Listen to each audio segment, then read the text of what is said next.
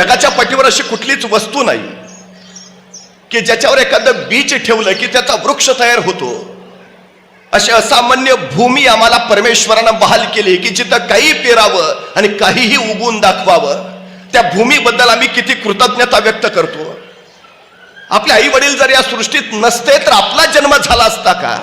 ज्यांच्यामुळं आपण जन्माला आलो, ज्यांच्यामुळं आपण आहोत, ज्यांच्यामुळं आपल्या जगण्याला आकार मिळाला, ज्यांच्यामुळं आपल्या जगण्याला आधार निर्माण झाला, त्या आई वडिलांच्या बद्दल कृतज्ञता व्यक्त करणं हे आपल्या आयुष्याचं सगळ्यात मोठं सार्थक आहे. माणसं स्वतःचे आयुष्य कशी घडवायची, कशी घडवली याच्यावर चिंतन मंथन करतात, पण आपल्याला जन्माला घालणाऱ्या आणि ज्यांनी आपलं आयुष्य घडवलं त्या माता पित्यांचा विचार किती जण करतात हा सगळ्यात मोठा चिंतनाचा विषय आहे. बंधुत्वाचं नातं काय, आत्मीयतेचं नातं काय, स्नेहाचं, मायेचं, प्रेमाचं, जिव्हाळ्याचं आपलं नातं काय हे प्रभू श्री राम सांगतात. जीवापाड प्रेम करणं म्हणजे काय, आपलेपणा जोपासणं म्हणजे काय हे हे प्रभू श्रीराम सांगतात. तुम्ही आयुष्यात बाकी काही नाही केलं तरी चालेल, माता पित्यांसारखा दुसरा ईश्वरच नाही ही सगळ्यात मोठी वस्तुस्थिती आहे. तुम्ही काय करायला हवं? आईवडिलांची सेवा, आईवडिलांचा आशीर्वाद याच्यासारखं दुसरं भाग्याचं काहीच नाही, काही करायची गरज नाही. आयुष्यभर घडवत राहते. पिता पहाडासारखा पाठीशी उभा राहतो, त्यावेळी मूल घडतं ही सगळ्यात मोठी वस्तुस्थिती आहे. आकार देता यायला हवा, जे वाटतं ते साकार करता यायला हवं.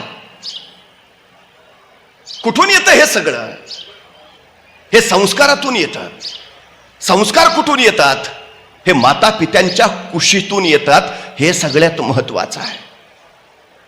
अडचण अशी आहे की माता पिता असताना त्यांची किंमत आम्हाला कळत नाही आणि माता पिता गेल्यावर मग कशालाच किंमत राहत नाही. ही सगळ्यात मोठी गोष्ट आहे.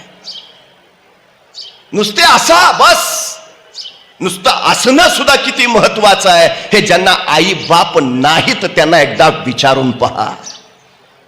योग्य वेळी योग्य त्या गोष्टी मिळाल्या म्हणजे माणसं घडतात ही सगळ्यात मोठी वस्तुस्थिती आहे. मी का बिघडलो माहिती आहे? मी जन्माला आलो आणि माझी आई माझ्यापासून हिरावली गेली. मी चालायला लागलो आणि माझे वडील माझ्यापासून नियतीनं हिरावले गेले. मला आधार देणारं, घडवणारं, संस्कार देणारं, जगवणारं कुणी नव्हतं. कुशीत घ्यावं आणि दूध भात चारावा ते आईचे हात मला कधी लाभले नाहीत. ज्यांचं बोट धरावं आणि सामाजिक नीती नियमांचे संकेत शिकावे असा बाप मला कधी लाभला नाही. मी आज जो आहे ना तो फक्त आणि फक्त आई बाप नसल्यामुळे आहे. वाल्याचा वाल्मिकी होतो जर योग्य साथ, आधार, संस्कार लाभला तर. पण वाल्मिकीचा वाल्या व्हायला सुद्धा वेळ लागत नाही जर पाठीशी सावरणारं कुणी नसलं तर.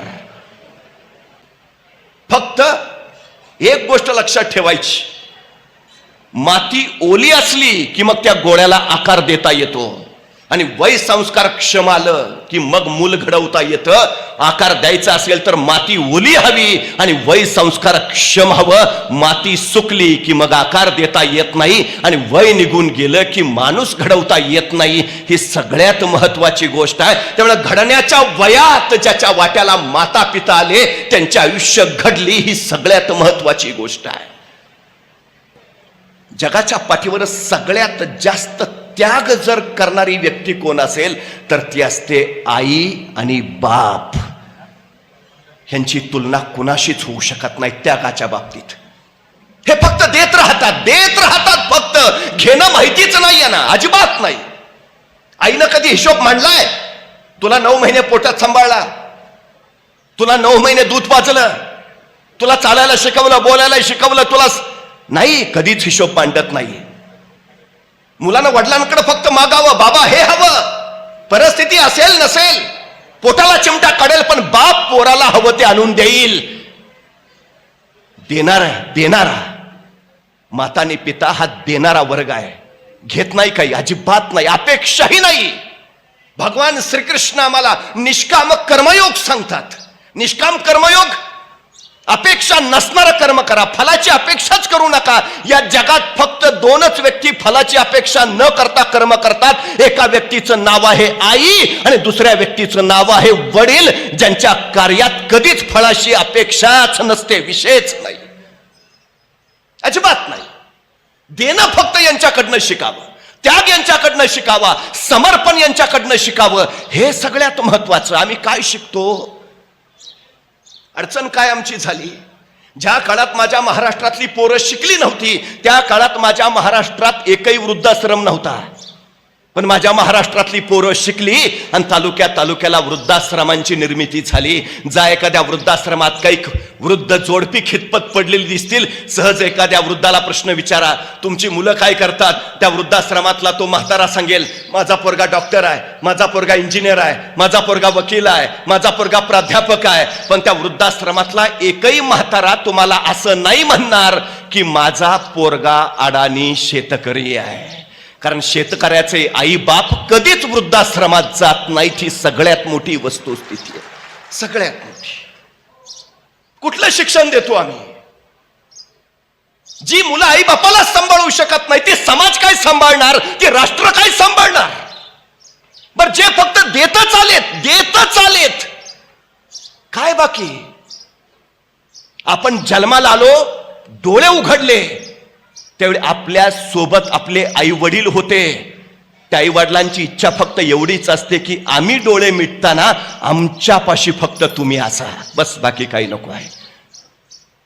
आणि एक गोष्ट कायम लक्षात ठेवा, मुलं पुस्तकाच्या पानावरनं कधीच शिकत नाहीत, मुलं आपल्या अनुकरणातनं शिकतात. ही सगळ्यात मोठी गोष्ट आहे. त्या आईला कळालं, बाळा तू मला पाठवलंयस, 101% सांगते तुझा पोरगा तुला पाठवणारच.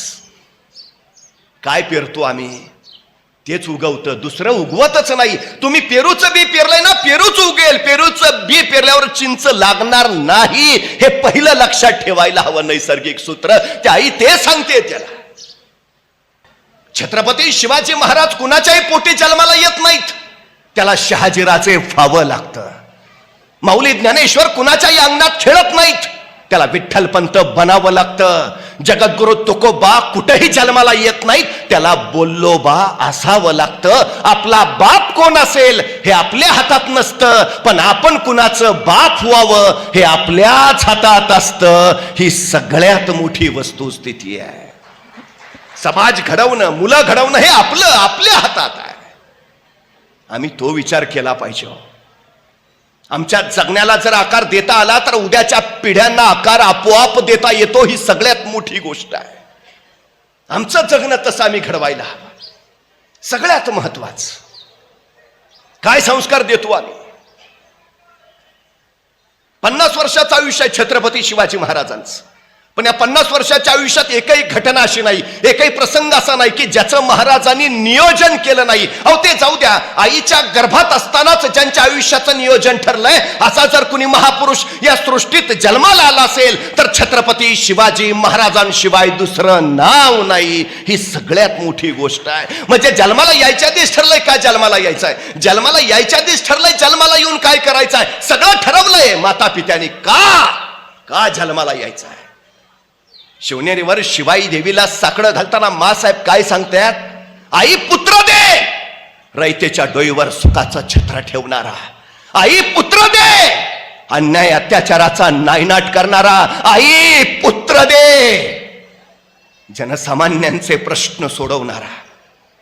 अहो आपल्या मुलाचं नाव तरी काय ठेवावं मासाहेबांनी? शिवाजी. का? संस्कार कसा असतो बघा. जगद्गुरु तुकोबराय ज्यावेळी पहिल्यांदा शिवबाराजांना भेटले, एखादा मोठा माणूस कसा मुलाला विचारतो, बाळ नाव काय? तुकोबांनी विचारलं नाव काय, आणि शिवबाराजे म्हटले शिवाजी, शिवाजीराजे. आणि तक्षणी जगद्गुरु तुकोबा म्हणाले, शिव तुझे नाम ठेविले पवित्र, छत्रपती सूत्र विश्वाचे की. तुकोबा सांगतायत, धन्य आहे तुझी आई जिनं तुझं नाव शिव ठेवलं. का? शिव हे विश्वाच्या पावित्र्याचं सूत्र आहे. ते छत्रपती सूत्र आहे, छत्रपती व्हा. होणार. शिवाजी महाराजांनी आयुष्यात काय केलं हो? फक्त नावासारखं जगले.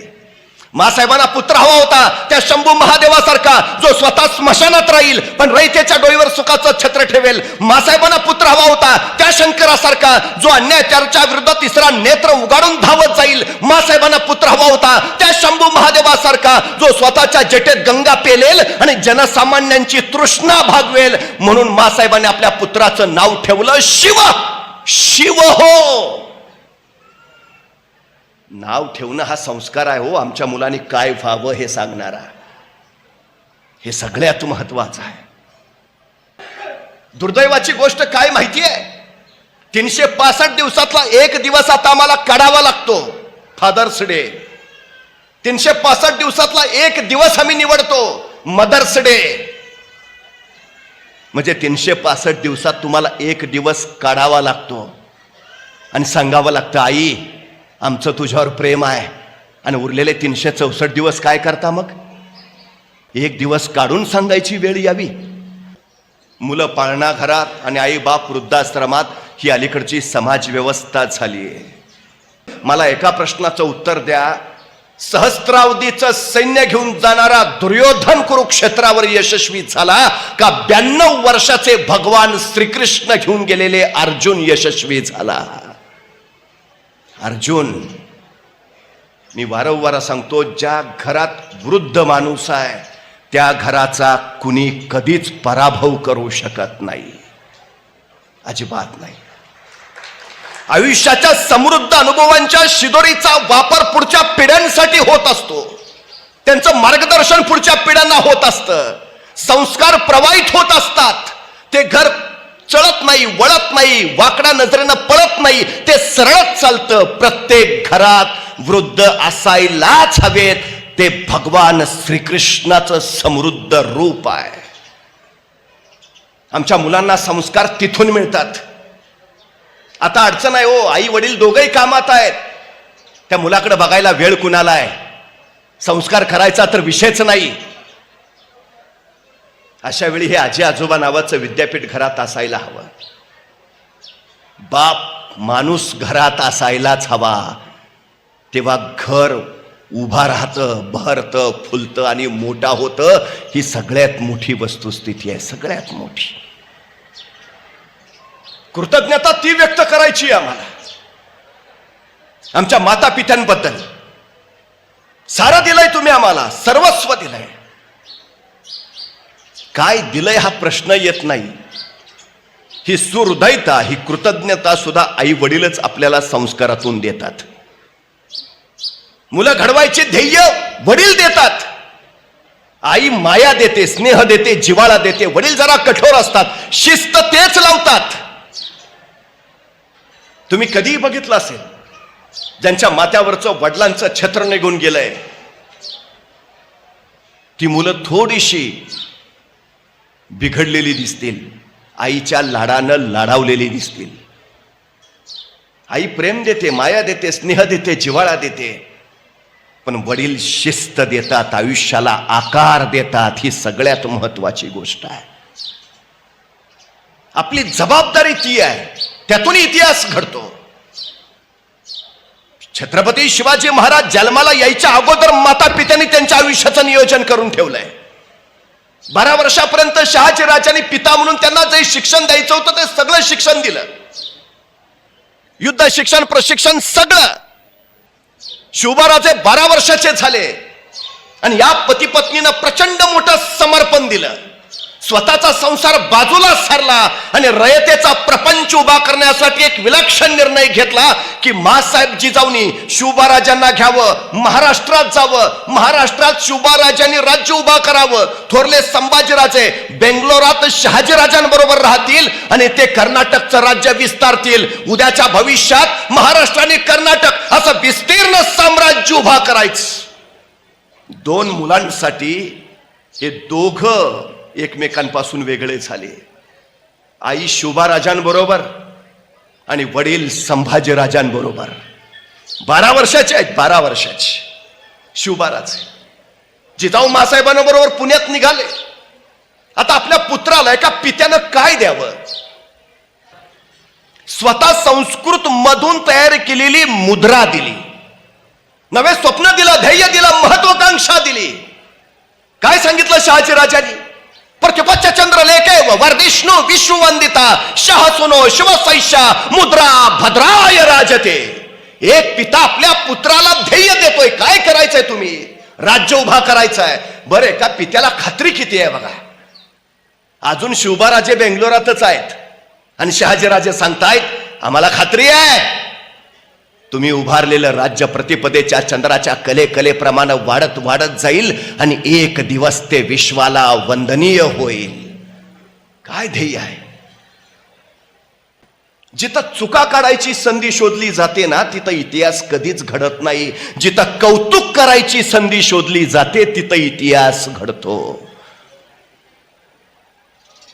तुम्ही जगभर किती नाव सन्मान कमवा, घरी आल्यावर वडिलांच्या पाया पडताना वडील पाठीवर जी थाप टाकतात ना त्याच्यासारखा आयुष्यातला दुसरा पुरस्कार मोठा नाही कुठला. आम्ही त्याच्यासाठी आतुरलेला असतो, बस दुसरं काही नसतं. एखादं पारितोषिक मिळाल्यावर घरी धावत या आणि आईच्या कुशीत शिरा. आई घट्ट कवटाळते, वर पहा फक्त, तिच्या डोळ्यातून खळदिशी अश्रू सुटतो. आपल्या पोराच्या यशाचा आनंद अश्रू हा पोराच्या आयुष्यातला सगळ्यात मोठा सन्मान असतो. याच्यापेक्षा दुसरा मोठा काहीच नाही. आपण कुणासाठी करतो? कधीतरी लहानपण आठवून बघा. एखादी गोष्ट मिळाली की धावत धावत आई, एखादा प्रचंड मोठा पराक्रम गाजवला की बाबा. कोण आनंद? आपल्या यशानं आईबाबांच्या डोळ्यात आनंद अश्रू यावेत त्याच्यासारखा दुसरा गौरव, दुसरा पुरस्कार नाही. हे कौतुक पोराला बळ देत. शहाजीराजांनी ते केलं. जमेल का? अविश्वास दाखवणच नाही. जमणार, जमणार. सगळी क्षमता सामर्थ्य असूनही आमची पोरं अपयशी का होतात माहिती आहे? तुम्ही हत्तीचं पिल्लू बघितलं असेल. त्या हत्तीच्या पिल्लाला माहूत लोखंडी साखर दंडाने बांधून ठेवतो. ते हत्तीचं पिलू सुटायची कोशिश करतात, धडपड करतात, सगळी ताकद एकवटतं. तो साखळदंड तोडायचा प्रयत्न करतं, ताकद कमी पडते, बळ तोकडं पडतं. तो साखळदंड हत्तीच्या पिलाला तोडताच येत नाही. शेवटी प्रयत्न करून ते थकतं आणि म्हणतं नाही, नाही जमणार आपल्याला.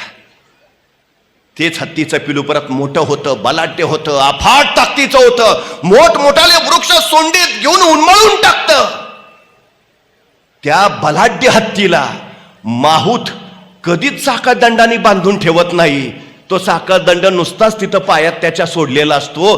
पण बांधलेलं नसताना सुद्धा तो बलाढ्य मोठा हत्ती कधीच तिथून निष्ठून जायचा प्रयत्न करत नाही. कुणीतरी माहूताला विचारतं, अहो एवढा मोठा हत्ती तुम्ही बांधून का ठेवत नाही? माहूत म्हणतो, त्याला मी बांधायची गरज नाही, त्यानं स्वतःच स्वतःला बांधून घेतलंय. आपण इथून निसटू शकत नाही. मर्यादा तुम्हाला कुणी बाहेरून घालू शकत नाही. बंधनं तुम्हाला कधीच कुणी बाहेरून घालू शकत नाही. मर्यादा तुम्ही आतून घालत असता स्वतःला.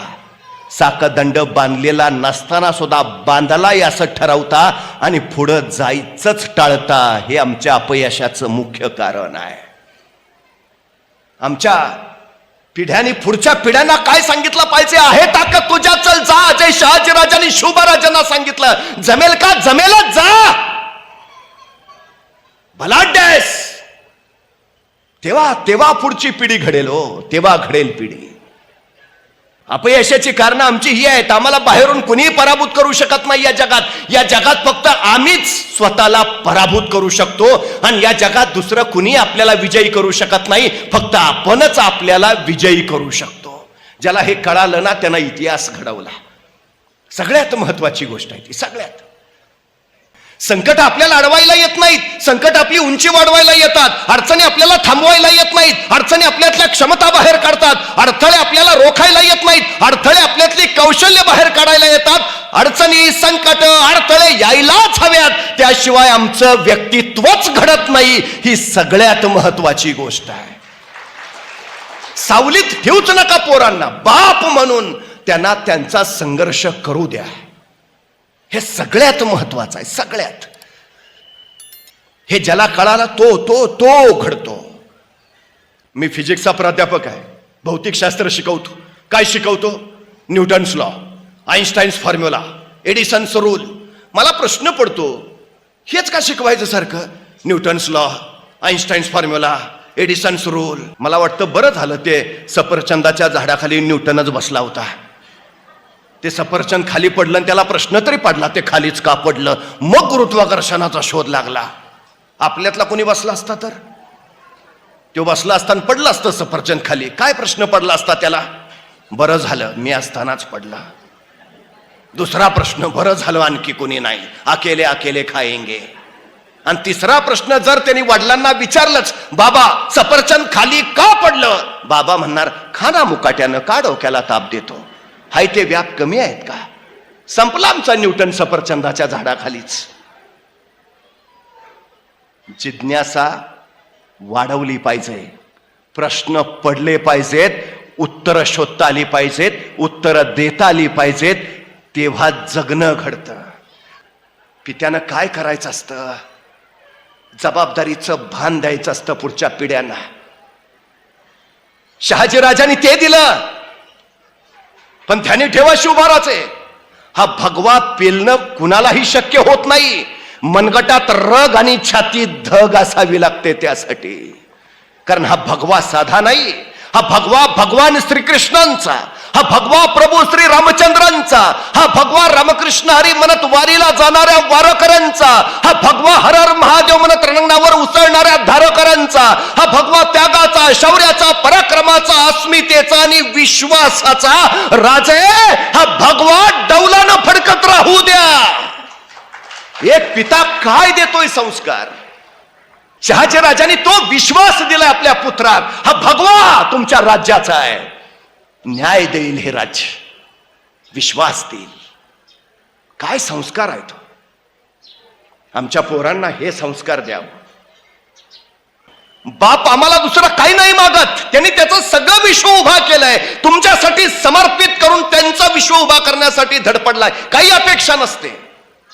फक्त जे नाव दिलंय ना, ते नाव फडकत ठेवा, तेवढी अपेक्षा असते बापाची, बाकी काही नाही.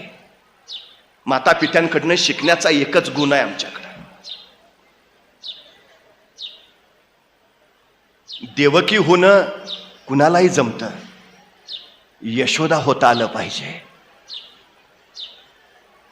वसुदेव होणं कुणालाही जमतं, नंद होता आलं पाहिजे. आपल्या मुलाला जन्म कुणी देतं, कुणी वाढवतं, दुसऱ्याचं पोर सोवळ घेऊन त्याला माया देऊन त्याला भगवान श्रीकृष्ण करता आलं पाहिजे. हे सगळ्यात मोठं जगणं आहे. या जगात फक्त आई आणि वडील हे दोघच आहेत जे फक्त देत राहतात, देत राहतात, देत राहतात. रॉकफेलर नावाचा एक प्रचंड मोठा उद्योगपती होता. शून्यातनं विश्व उभा केलं. वयाच्या